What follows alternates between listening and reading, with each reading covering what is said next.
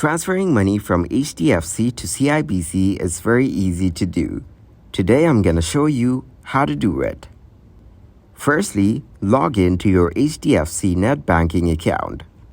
Then select the Funds Transfer tab. Next, click on Foreign Outward Remittance.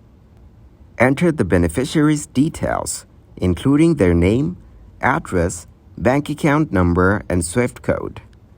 Enter the amount you want to transfer and select the currency. Review the transfer details and click on Confirm to complete the transaction. Ensure you have the correct SWIFT or BIC code for Cibc. You can obtain this information from Cibc or use online resources that provide SWIFT codes. Be aware of any transfer limits imposed by Hdfc Bank.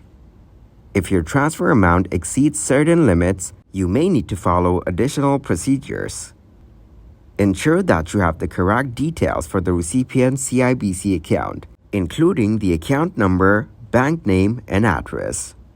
Be prepared to provide a valid purpose for the international wire transfer, as banks may request this information for regulatory compliance.